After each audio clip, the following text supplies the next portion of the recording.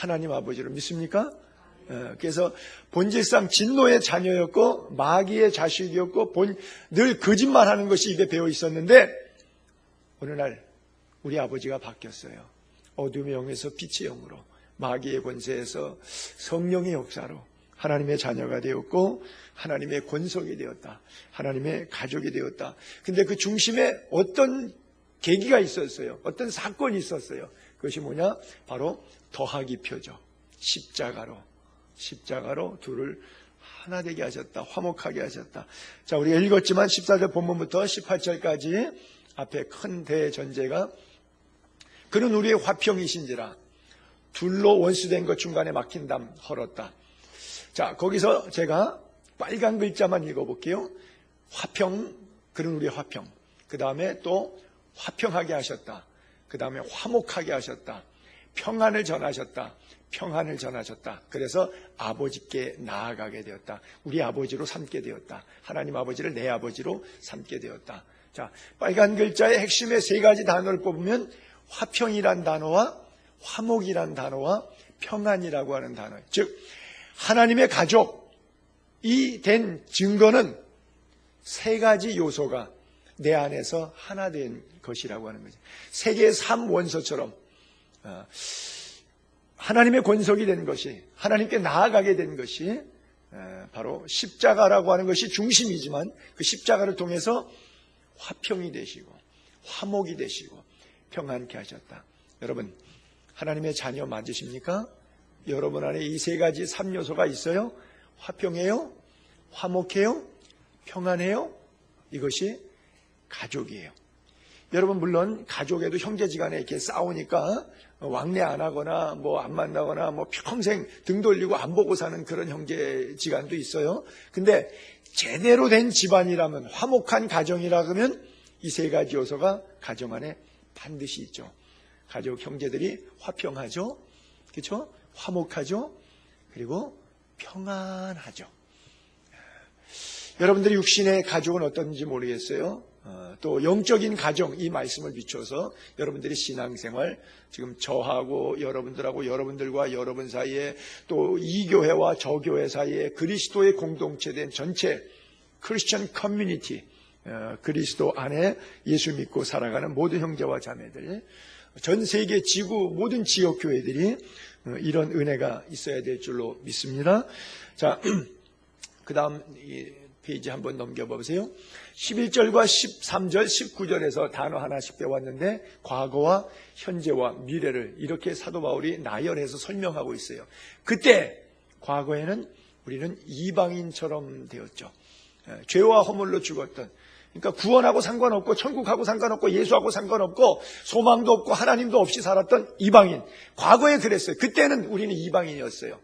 근데 이제 현재 예수 그리스도의 피로 하나가 되었어요. 화목하게 되었고 평안하게 되었어요. 화평하게 되었어요. 그리고 유대인 자기들만 잘난 척하고 구원 못 받은 주제에 구원 받은 줄 알고 떠들던 유대인들, 그리고 이방인들, 그들이 한 예배당에서 같이 형제와 자매 한 권석이 돼서 예배 드릴 수 있는 위치가 되었어요. 현재는 그렇게 변했어요. 그리고 미래, 이 시간 이후로, 그러므로 이후로는 우리는 뭐가 됐냐? 도장을 꽝 찍었어요. 하나님의 가족이 되었다. 양자의 영을 통해서 상속자가 되었어요. 우리는 후속자가 되었습니다. 무엇을? 하나님의 자녀로서 다 얻는 거예요. 그렇잖아요? 부자 재벌의 자녀가 되면 아무것도 한 것 없는데 그냥 다 자기 거 되는 거예요. 무조건 되는 거예요. 왜? 자녀니까, 후사니까, 상속자니까 그냥 갖는 거예요.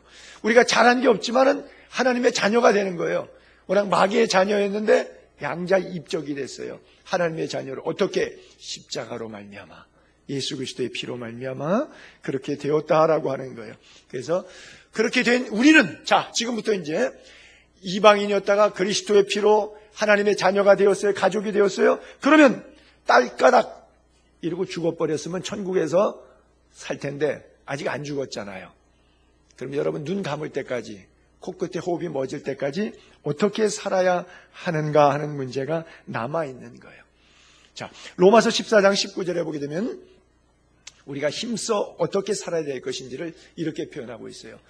그러므로 이제 이렇게 되었기 때문에 과거, 현재, 미래, 아까 3요소 띄웠던 것처럼 그렇게 됐기 때문에 우리가 화평의 일, 덕을 세우는 일을 위해서 살아가야 된다, 이렇게 말하고 있어요.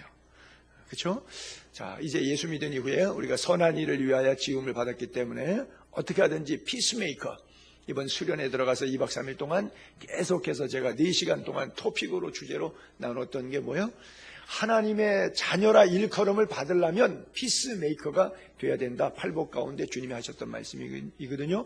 화평케 하는 자는 복이 있나니 저가 하나님의 아들이라 일컬음을 받을 것이며, 그래서 화평의 일, 그 다음에 서로 피차 덕을 세우는 일, 덕을 끼치는 일, 덕을 해야 하는 일이 아니라 덕을 끼치는 일을 해야 된다라고 하는 거예요. 자, 그리고 아까 글자 앞으로 다시 넘겨봐 보세요. 본문 글자 아직 또 한 번만 더 넘겨보세요. 네. 자, 저기에 또 파란 글자로 쓴 것들이 있는데 둘로, 그렇죠? 둘로. 그 다음에 이 둘 사이는 원수지간이에요. 중간에 막혀 있어요. 담이. 소통이 안 돼, 둘이. 둘. 그 다음에 또 15절에도 둘로. 16절에도 이 둘은 원수지간이에요. 17절에도 우리 둘이 계속 둘. 뭐냐면 이방인하고 유대인하고 신학적, 교리적, 생활적 모든 양태가 다 달라요. 둘이는 아주 철저히 원수지간이에요. 그런데 초록 색깔 보게 되면 이 둘을 자기 안에서, 그리스도 십자가 안에서 하나로 묶었어요. 근데 하나가 됐는데 뭘로 하느냐? 네가 나한테 와. 한쪽으로 통폐합이 된 게 아니에요. 남한이 북한으로 통폐합돼서 통일되거나 북한이 남한으로 통폐합돼서 통일되거나 이게 아니에요. 둘 다 사라진 거예요. 없어진 거예요. 유대인도 이방인도 가치가 없는 거예요.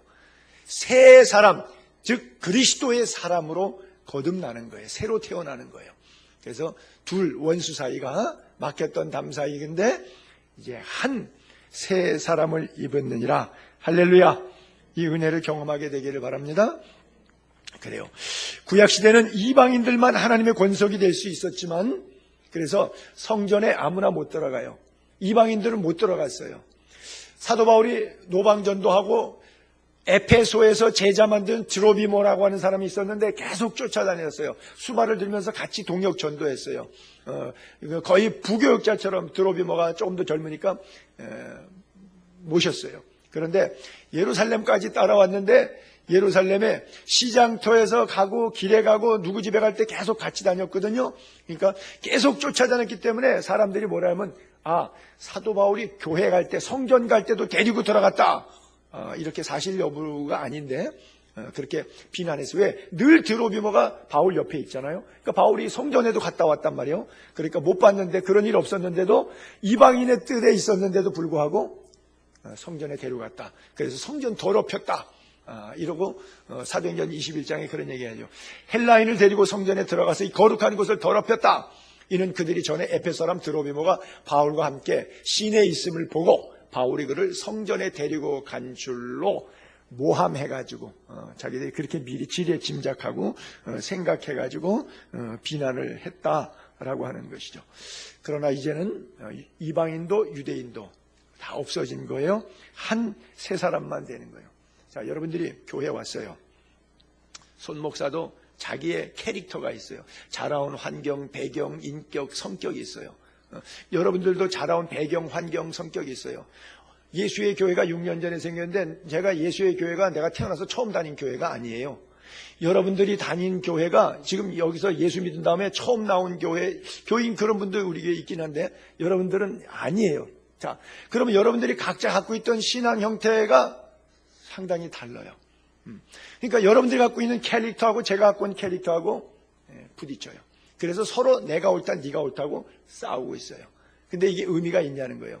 유대인과 이방인이 싸우는 것과 똑같은 거니까 이제는 예수 그리스도의 십자가 피로 하나가 되기 때문에 이것이 아무 의미가 없다는 거예요. 새로운 세 사람, 제3의 인물, 예수 그리스도의 사람으로 거듭나게 되었다. 지금 사도 바울이 이 이야기를 하고 있는 거예요. 그래서 유대인들은 그들이 하나 되기 전에 계속해서 말싸움하죠. 할례 안 받으면 소용없다. 바울이 개종시켰다고 해도 너 들어왔으면 할례 받아라. 이런 식으로. 그러니까 사도 바울이 절대 할례 못 받게 만들죠. 왜? 또 율법으로 돌아가는 거기 때문에. 성령으로 시작했다가 율법으로 마칠 수가 없으니까. 그래서 이런 것 때문에 계속 싸우는 거예요. 서로 죄인인데 이방인대로 유대인들에 대해서 막 경멸을 합니다. 왜? 너무 가식적이거든요. 신앙이. 회칠한 무덤이라고. 딱 보니까 진실성이 없잖아요. 여러분 사람 딱 보면 알잖아요. 진실성 여부는 조금 대화해보고 얼마 지내보면 이게 가짜 목사인지 진짜 목사인지 그냥 대본에 알 수 있어요. 냄새가 나게 되어 있거든요. 그러니까 이 유대인들이 뭐 하나님 붙잡고 말씀 붙잡고 율법 붙잡고 뭐 금식하고 11조하고 잘한다고 하는데 이방인이 봐도 이건 아니야. 왜? 40년 동안 광야에서 만나를 먹으면서도 우상 숭배하고 음행하고 할 짓 다 하거든요. 예수님이 12제자들이 예수님 다 쫓아다니면서 기적 경험하고 무리를 걷고 오병이어 체험하고 뭐 죽은 나사로 살리는 거 보고 나인성 과부 아들 살리는 거 보고 다 체험하고도 안진병이 일으키고 귀신 쫓아내고 거라사 광인 사태 다 보고도 예수님 십자가 질 때 다 도망가거든요. 그 자리에 아무도 없거든요. 예수님 3번씩이나 부인 저주 맹세하고 다 톡 껴버렸거든요. 그러니까 이방인들이 보더니 아따 구약의 여호와 하나님 이스라엘 백성들 40년 광야에서 잘도 섬기는구만. 예수님 3년 동안 쫓았던 저 제자들 하는 꼬락서리 예수 잘 믿는구만. 아이고 지들이 뭐 율법을 붙잡아 은혜를 붙잡아 복음 예수를 붙잡아 웃기고들 앉았네. 예수도 잘 못 끼고 여호와도 잘 못 끼고 율법도 다 어기는 것들이 율법 아니면 할례 아니면 구원 못 받아. 생쇼를 해라 이것들아. 이방인이 아주 조롱하고 유대인들을 우습게 하는 거예요. 유대인들은 반대로 할례 하나 한 것 때문에 프라우드 나는 할례 받아서 니들은 할례 못 받았지. 우린 아브라함의 자손이야. 이방인 것도 너희 지옥의 땔감들이야. 이 영원한 싸움이 해결이 안 되는 거니까. 교회는 이게 아니다. 자기의 것도 회개하고 내 것도 회개하고 내려놓고 하나님 우리는 지은 것 죄밖에 없습니다. 내려앉아서 십자가의 피로 하나 되고 화목을 이루고 평안한 관계를 유지하는 것, 그것이 참 교회됨이라고 하는 것인데 이게 안 되고 있는 거예요. 그러니까 이 말이 메시지가 필요한 거죠. 제가 토요일마다 한국신학교라고 하는 데 가서 강의를 하는데 지금 이번 9월 학기에 79명이 등록을 했어요. 성경 해석학을 강의하고 있는데 아침 10시에 강의하러 들어가는데 한 10분 전쯤에 미리 강의 들어가기 전에 이제 교수들 모인 자리에 앉아서 기다리고 있는데 강의실 쪽에서 막 싸우는 소리가 들려요. 그러니까 행정 보던 목사가 이제 가서 본 거예요. 가서 와서 하는 얘기가 누가 이렇게 반바지를 입었는데 반바지가 상당히 짧았대요. 그걸 입고 왔다고 이제 대표 학생이 나이가 많은 목사님 사모님인데 사모님답게 또 그냥 잔소리를 지대해댄 거예요. 세상에 신학생이 반바지를 그렇게 짧고 빤스 같은 걸 입고 오면 되겠냐고. 여기 남학생들도 많은데 세상에 복장을 어떻게 신학생이 이따구로 하고 올 수 있냐고. 이래갖고서는 뭐 나무래고 또 그 학생은 그게 뭐가 문제냐고 또 이러고서는 서로 싸우더라고요. 그러니까 강의할 분위기가 아니에요. 완전히 김새서. 그래서 제가 한 5분 동안 우리 기도하자. 그리고 수업 진행하기 전에 10시부터 한 5분 동안 각자 조용히 기도시키면서 제가 그런 기도를 드렸죠. 하나님 율법을 바로 사용할 수 있도록 성경 사용 설명서를 바로 이해하는 우리 학생들 되게 해달라고. 그래서 우리 교인들에게도 이제 누누이 말씀드렸지만 이 율법 성경 바로 설명서 또 한 번 더 설명할게요. 여기에 써 있는 모든 내용들은 나하고만 관계 있어요. 남에게 적용하지 마세요. 예를 들어서 간음하지 말라 그러면 나에게만 적용하세요. 내가 아는 그 옆에 집사가 간음했거들랑 얼마든지 그럴 수 있는 거야 라고 생각하세요. 그래도 다윗도 용서받더라. 그냥 그렇게 이해하세요. 그것 갖고 왜 교인이 간음해? 성경에 간음하지 말라고 써 있는데 당신에게만 하세요. 당신에게만. 남은 죽어도 안 돼. 혀를 물고 이 자리에서 하나님 나라 가는 한 있어도 나는 내가 율법대로 말씀대로 살 거야 하고 자기에게만 적용하세요. 성경에 이렇게 써 있는데 왜 이거 당신 안 지키는 거야? 당신이 입법자가 아니고 재판장이 아니라 율법의 준행자입니다. 성경은 당신이 이 율법을 준행하라고 주셨지 이것 갖고 남의 흠을 잡으라고 주신 적이 없습니다. 절대 이것 갖고 자도 남에게 대지 마세요. 나에게만 적용하세요.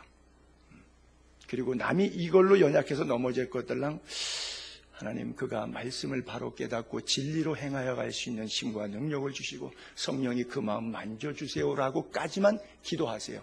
입 열어서 그 사람에게 얘기하지 마세요.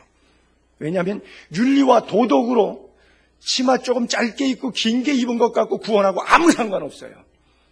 길게 입으면 어떻고 짧게 입으면 어때요? 이건 뭐에 걸리는 거예요? 덕에 걸리는 문제인데 덕으로 구원받지 않습니다. 율법의 조문으로 구원받지 않습니다. 그것 때문에 시시비비에서 공동체를 깨면 아무 의미가 없는 거예요. 그것은 하나님이 기뻐하시는 뜻이 아니기 때문에 그래요. 단 그런 거는 뭐 지혜를 쓴다 그러면 담당 교수에게 불러서 이런 일들은 전체 유교에서 더불어서 한번 교수님이 개인적으로 불러서 한번 노티스를 주면 좋겠습니다라고 해서 과정을 고칠 수가 있겠죠. 그런 과정이 필요하고요. 만약 그것이 성경적인 잣대에 있어서 전체 공동체의 구원의 문제를 흔들 수 있는 문제라고 하면은 지도자가 이야기하고 안 되면 교회의 지도자의 대표급 사람들이 2-3명이 불러다가 얘기하고 세 번째 안 되면 교회 공동체에서 회무를 통해서 징계하고 그렇게 해서 내어주는 그런 과정을 하라고 성경에 이렇게 써 있어요. 근데 자기 감정으로 막 소란부터 피우는 것은 그것은 성경에 대한 바른 이해가 아니다. 이렇게 성경은 써 있는 것이죠. 이스라엘 백성들이 하나님의 말씀대로 산다고 하지만 말씀대로 살지 못했던 것 때문에 이사야서는 이렇게 써 있거든요. 너희가 발끝부터 머리 정수리까지 맞아서 온몸이 상한 데가 하도 많아서 멍이 안 든 데가 없다. 안 상한 데가 없다. 그런 말씀을 했어요. 이스라엘 백성들이 적군의 손에 들어오니까 사마리아 성에 있을 때 이스라엘을 사마리아 성에 있는 이스라엘을 이렇게 쌌는데 아람 군대가 쳐들어왔어요. 그 성 안에서만 의식주 문제를 다 해결했는데 먹을 것이 물이 바닥이 나잖아요. 그러니까 몇 달 동안 진치고 있으니까 먹을 거 다 바닥났어요. 그래서 뭘 먹기 시작하냐? 사람의 인육을 먹기 시작했어요. 그래서 부부지간에 둘이 부인네들끼리 이런 얘기를 했습니다. 오늘은 우리 애 삶아 먹자. 내일은 네 애 삶아 먹자. 오케이. 먹었어요. 그 다음날은 네 애 내놔라. 그랬더니 애를 도망가게 했어요. 그래갖고 이 여인이 임금한테 찾아와서 여차여차해서 이렇게 됐다 그러니까 임금이 옷을 찢고 통탄했어요. 야, 내가 다스리는 나라가 이 모양까지 되었구나. 그래요. 성경에 그 정도까지 매를 맞았어요. 근데 안 고쳐요. 그 정도까지 매를 맞는데 인간이 사악함이 회개하지 않더라고요. 이스라엘 백성들이 이것이 평생 반복이에요. 이방인들에 대해서 한없이 정죄했던 그 유대인, 그 잘난 유대인의 신앙 모습 뚜껑 열고 보니까 이 정도까지 부패하고 타락했는데도 율법 붙잡고 하나님이 나 구원했어. 무슨 자기가 구원파라고 구원줄 붙잡고 있는 거예요. 그 구원줄은 썩은 동아줄이라서 하늘하고 연결도 안 되어 있는데 그 줄은 썩어서 땅에 떨어져 있는데 구원 받았다고 줄 붙잡고 앉아 있는 거죠. 나 구원 받았네, 너 구원 받았네. 이거 하나님의 권석 아닙니다. 하나님의 가정 아닙니다. 하나님과의 구원이 연결되어 있지 않습니다. 생명의 주님 하나님의 권석의 바른 자리로 우리가 늘 돌아가려고 끊임없이 노력해야 되는데 바로 그것이 십자가에서 흘리신 예수 그리스도의 피임을 깨닫게 되기를 바랍니다. 그래요. 우리가 원하는 것은 대부분 보이는 것들이에요. 그렇죠? 가정이라고 하는 것이 남 보이기에 심지어 아파트 평수나 자동차 배기량에까지 입는 옷까지 전부 다 악사령 보고 남에게 조금 치장을 꾸며요. 근데 하나님의 가정, 하나님의 권석, 하나님의 패밀리는 보이는 것에 별로 관심이 없어요. 왜? 여기서 영원히 살 게 아니기 때문에 그래요. 보이는 것은 잠깐이지만 보이지 않는 것은 영원한데 여러분들의 삶의 생명의 가치의 중요한 부분에 있어서 보이지 않는 것을 보게 되는 영안이 열려지게 되기를 바랍니다. 그래, 보이는 것 때문에 마음 상해하지 마세요. 왜냐? 보이는 게 다가 아니기 때문에 그래요.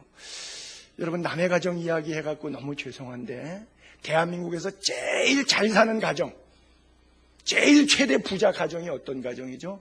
삼성 이건희 씨 가정이죠. 이건희 씨의 모습이나 아들 이재웅이나 또 딸 이부진 신세계백화점 사장이나 막내딸 이윤영이나 다 여러분 뉴스에서 다 보셨으니까 그들의 가정의 모습이 어떻게 비춰지고 있는지 너무나 잘 알고 있어요.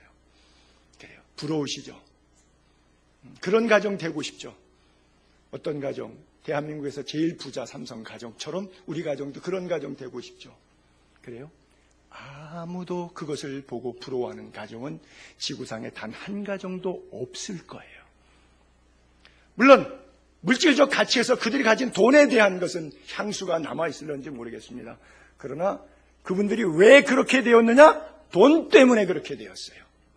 죄송합니다. 또 개인 이야기에서 우리 여의도 큰아버지가 돈 2천억 원이 없었으면 예수 믿을 수 있었어요.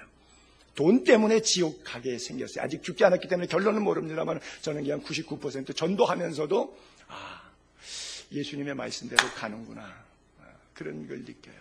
시간이 많지 않다는 것을 느끼면서 그런 마음을 가져요. 참 안타깝죠. 돈이 만몬이 하나님이 되면 하나님이 안 보이는 거예요. 여러분, 하나님을 보는 은혜가 있게 되기를 바랍니다. 예수 믿으십니까? 그러면 예수 믿는데 여러분들의 가정이 평안하십니까? 예수 믿어서 평안한 사람도 있고 예수 믿는 것 때문에 좀 불편하신 분도 있을 거예요. 왜 예수 믿는데 불편하시죠? 내가 추구하는 방향대로 나의 삶이 가지 않기 때문에 하나님의 손에 넣으시고 하나님 마음대로 돌려나가시니까 길로 인하여 마음이 상하는 거예요. 왜 트레이닝 코스가 내 인생을 이끄시는 길이 넓고 화려한 문이 아니라, 넓은 길이 아니라 왜 굳이 이렇게 힘들고 삐좁은 좁은 길로 나를 인도하시는가 하는 것 때문에 너무 힘들죠. 예수 믿는 것이 참 평안해야 되는데, 말씀을 들을 때 기쁨이 샘솟아야 되는데 뭔가 어딘가 좀 찜찜하고 불편하고 어려운 부분이 있어요. 왜냐하면 내 고집과 내가 원함과 하나님의 고집, 하나님이 나에게 주시고 싶은 내용이 상반되기 때문에, 부딪히기 때문에 그래요. 이때 빨리 평안을 소유할 수 있는 것은 내 고집 내려놓고 하나님의 뜻대로 나를 사용하옵소서라고 고백하는 신앙이에요. 부디 사랑하는 예수의 교회 지체들은 그런 은혜가 있게 되기를 바랍니다. 시편 27편에 보게 되면 다윗이 이런 고백을 하죠. 여호와는 나의 빛, 나의 구원, 내가 누구를 두려워하리요? 여호와는 내 생명의 능력, 내가 누구를 무서워하리요? 자, 그가 처한 상황을 한번 봅시다. 주변 세력들, 다윗 미워하는 사람들이 그를 이렇게 돈을 뺏으려고, 육체를 해하려고, 이런 정도가 아니라 그 사람들이 어떻게 내 살을 먹으려고 나에게 왔대. 여러분 원수가 혹시 여러분 살을 먹으려고 오신 분 있어요? 그런 경험해 보신 적 있어요? 근데 지금 다윗은 얼마나 힘들어요. 악인들이 내 살을 먹으려고 왔대요. 얼마나 힘들다는 표현입니까? 내 원수들이 실족해서 넘어졌죠. 하나님이 도와주셨죠. 또 군대가 나를 대적하여, 아까 오전에도 봤지만 다윗 한 명 때문에 3,000명의 군대를 데리고 와요. 3,000명의 군대를. 군대가 나를 대적하여 진칠지라도 나는 괜찮아요. 두렵지 않아요. 전쟁이 일어나 나를 쳐도요, 나는 여전히 태어나리로다. 저는 이런 구절을 볼 때 그런 느낌을 받아요. 보세요. 다윗이 평안하고 괜찮아서 하나님께 감사하고 평안을 느끼는 것은 아니에요. 상황은 좋지 못해요. 그런데도 평안하고 안전하다고 그래요. 이유가 어디에 있는 줄 아십니까? 그 다음 절에 바로 4절에 이유가 있는 거예요. 내가 여호와께 바라는 한 가지에 그의 마음속에 소유된 기도의 제목이 있어요. 그것이 뭐예요? 여호와 하나님이라고 하는 거예요. 하나님이 내 편이시기 때문에 상황에 의해서 내가 지지 않는다는 거예요. 상황이 어때도 나는 승리한다는 거예요. 왜? 하나님은 실패하신 적이 없어요. 하나님은 지신 적이 없어요. 하나님은 늘 성공하셨고 하나님은 늘 승리하셨어요. 내가 하나님 편이기 때문에 나는 자동 승리되는 거예요. 내가 바라는 한 가지, 그것을 구합니다. 내가 내 평생 여호와의 집에 살면서 여호와의 아름다움을 바라보며 그가 처한 상황은 하나도 아름답잖아요. 원수가 살을 먹으러 오고 전쟁을 치듯이 어려움이 있어요. 사면초가 사망의 음침한 골짜기를 가요. 그럼에도 불구하고 내 마음이 여호와의 성전에 앉아있기 때문에 아름답다고 하는 거예요. 하나님의 길에 인도하심, 하나님의 내 인생을 이끌어 가심, 하나님의 나의 삶의 방향을 인도해 가심이 내 마음에 들지 않지만 그럼에도 불구하고 so beautiful, 아름답다는 거예요. 여호와의 아름다움을 바라보고 성전에서 사모하는 그것이라. 그래요. 하나님에 대한 깊고 뜨거운 사모함이 여러분 가슴에도 다윗처럼 넘쳐나게 되기를 바랍니다. 형통해서만 평안한 것이 아니에요. 고난 속에서도 평안을 유지할 수가 있어요. 하나님의 권속이 되었기 때문에, 하나님이 내 편이기 때문에 그렇습니다. 그래요. 하나님은 이런 걸 원하세요. 여러분하고 가까이 하기를 원하세요. 여러분은 하나님이 가까이 와 있는 것은 좀 때때로 불편할 수 있으니까 하나님 나하고 좀 약간 일정 거리를 좀 두시고 내가 필요할 때 도와달라면 그때 와서 갖고 쪼르륵 뛰어서 반짝 잘 도와주시면 감사하겠습니다. 하나님. 주로 우리는 하나님에 대한 인식이 그 정도까지예요. 그러나 하나님은 그것을 원하시는 게 아니라 우리 안에 거하시기를 원하세요. 내 육체 속에 성령으로 거하시기를 원하시고 계십니다. 그래요. 우리가 애들을 길러보지만 성숙하기 전에 유치할 때 애들은 아빠 볼에 뽀뽀해주고 아빠 안아주고 아빠 사랑한다고 아빠를 되게 좋아해요. 왜 애들이 아빠 좋아하죠? 아빠가 무등마 태워주고 아빠가 맛있는 거 사주고 아빠가 재밌는 장난감 사주고 아빠가 예쁜 데 데려가서 보여주고 아빠가 하는 것 때문에 아빠의 존재, 가치 때문에 아빠를 좋아하지는 않습니다. 아빠가 주는 것 때문에 좋아해요. 이게 유치한 나이의 어린아이들이 아빠 좋아하는 이유예요. 근데 제 나이 정도 됐을 때, 나이가 성인이 되었을 때 아빠가 딸랑이 사줘서 고마워하는 그런 친구는 없어요. 아빠가 보행기 사줘서 맛있는 거 사줘서 아빠의 사랑하는 사람은 없어요. 아빠의 존재 자체, 나의 생명의 기원이 되신 부모님이기 때문에 존경스럽고 그 가치가 귀한 거예요. 그렇죠? 뭐 돌아가신 분들도 있겠지만 생전에 계신 분도 계시고 부모님 생각하면 가슴이 뭉클해지고 아빠의 존재 가치가 귀하게 존귀하게 느껴지죠.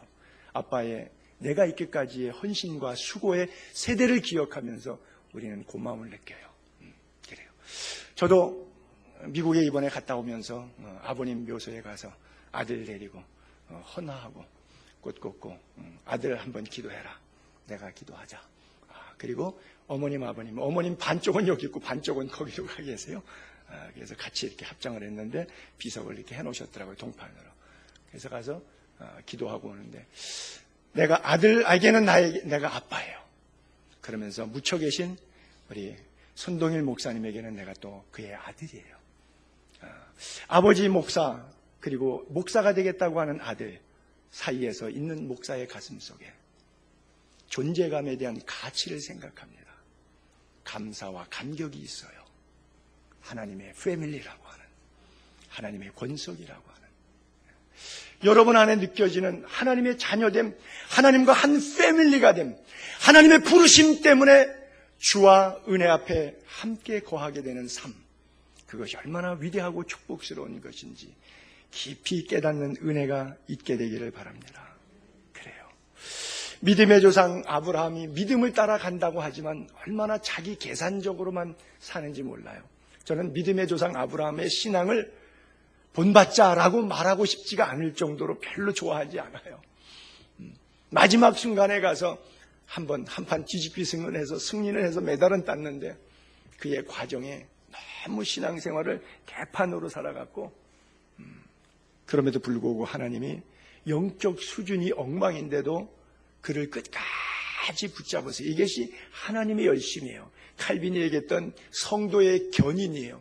견인차는 망가진 차를 끌고 가는데 망가진 차의 동력으로 가는 것이 아니라 견인차의 동력으로 가는 거예요. 내가 천국까지 가는데 잘나서 가는 게 하나도 없고 나는 망가진 차예요. 근데 성령께서 견인해서 천국까지 가시는 거예요. 그걸 성도의 견인이라 그래요. 그래요. 믿음의 조상 아브라함의 모습을 한번 볼게요. 창세기 15장의 1, 2절에 소돔 고모라 전쟁을 해가지고 318명 데려가서 전투했어요. 그래서 롯을 구해온 다음에 거기에 대한 보복전이 일어날까 봐 두려워하고 있어요. 지금 왜냐하면 식솔 318명밖에 안 되는데 소돔 고모라 땅 주변에 5 왕들하고 싸웠거든요. 그 5 왕들이 백성 다 모으면은 318명 넘을 것 아니에요. 먼저 하나님의 은혜로 그래도 어떻게 쫓아가서 용감하게 이기긴 이겼는데 이기고 나니까 덜컥 옛날 전쟁은 계속 복수전이니까 두려운 거예요. 걱정하고 있는데 이후에 여호와의 말씀이 환상 중에 아브라함에게 임하여 이르되 아브라함아 두려워하지 말라. 나는 내 방패요. 전쟁 오면 내가 막아줄게. 그렇죠? 너 방패요. 지극히 큰 상급이니라. 뭘 해도 너 잘했다고 너 지지해줄게. 이렇게 말씀하셨어요. 아브라함이 이르되 주 여호와여. 그런데 그렇게 하나님이 하나님 되어 주시겠다고 하는 것에 아브라함은 만족하지 않습니다. 여러분 같으면 저 정도면 만족하잖아요. 근데 저걸로 만족하지 않고 아브라함의 대꾸 좀 보세요. 아브라함이 이르되 주 여호와여 뭘 주시렵니까? 나는 자식이 없사오니 나의 상속자는 이 다메섹 사람 엘리에셀이니라. 지금 뭐예요? 하나님이 주시고 싶은 것과 아브라함이 갖고 싶은 게 포커스가 안 맞아요. 지금 그냥 보이는 것을 달래는 거죠. 하나님의 자녀 권속 부르심의 자리까지 나왔는데도요. 그 다음 절 한번 또 볼게요. 세월이 한 14년 정도 더 지났습니다. 이후에 내 이름을 아브라함이라 아니하고 아브라함으로 바꾼다. 왜? 아브라함이란 뜻은 여러 민족의 아버지가 되게 함이니라. 아직 씨가 없는데 만복이 아버지가 된다. 이름을 만복의 아버지다. 이렇게 쳤어요. 아브라함이 이에 하나님께 또 뭐라고 대꾸하냐면 하나님 내게 무엇을 주시려고요? 그냥 이스마엘이나 하나님 앞에 잘 살게 해주세요. 하나님은 계속해서 주고 싶은 게 있어요. 근데 하나님이 주고 싶어 하는 것에는 아브라함이 관심이 없어요. 도통. 그리고 보이는 것, 자기 수준에서 할 수 있는 것, 그것이 단 것, 이거나 잘 되게 해주세요라고 하는 거예요. 여러분들의 기도의 수준이 거의 그렇잖아요. 하나님이 여러분 생애를 통해서 쓰시길 원하시는 그 그릇으로 빚어가시기 원하시는 방향으로 가는 것보다 하나님 내가 지금 이거 하고 있는데 이거나 잘 되게 해주세요. 그러면 그냥 내 하나님 잘 섬길게요. 이 수준에 있으니까 수준 차이가 나는 거예요. 믿음의 조상 아브라함의 수준이 바로 그런 거예요. 19절로 넘어가겠습니다. 본문에 이러므로 이제부터 너희는 외인도 아니요 나그네도 아니요 오직 성도들과 동일한 시민이요 하나님의 권속이라. 오이코스라고 하는데 가족, 가정, 권속 같은 단어예요. 식구들이라고 하는 그런 표현이죠. 아브라함도 갈대아우르 땅에 있을 때 외인이었어요. 아브라함도 나그네였어요. 그런데 이제 하나님께서 그를 지명하여 불렀어요. 성도로 만들어줬어요. 천국 시민 만들어줬어요. 하나님 가족으로 만들어줬어요. 근데 그래도 별로 감각이 없어요. 여러분, 저나 여러분에게도 마찬가지예요. 우리가 이방인처럼 살았어요. 나그네와 같았어요. 들나귀처럼 이리 갈까 저리 갈까 방황하면서 내 인생이 어디로 가는지 삶의 가치도 모르고 살았어요. 근데 어느 날 예수 그리스도를 통해서 성령의 불로 내 가슴에 은혜를 주시고 거룩한 무리로 성도로 세워주시고 천국 시민권 해주시고 너는 내 아들이라 나는 너의 백성이 되고 나는 너의 하나님이 되리라 하나님의 권속으로 인치워 주셨어요.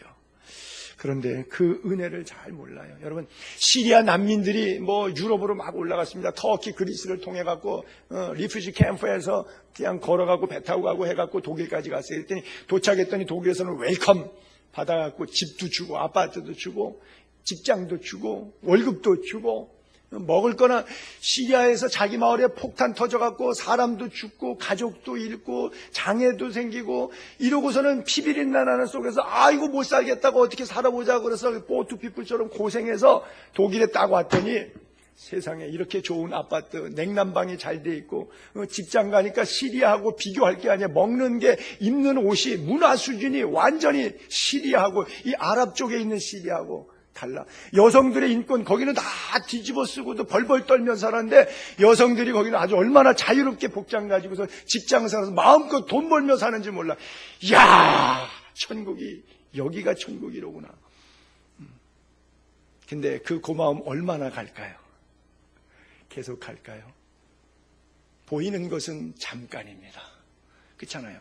우리가 넓은 집으로 이사하면 그냥 엎어져서 야, 집 넓다. 좋은 차 사면은 날마다 새 차장 들어가요. 구두 사면 처음에는 아주 개코가 될 정도로 구두코를 닦아요. 그거 얼마나 가요? 보이는 것은 잠깐이에요.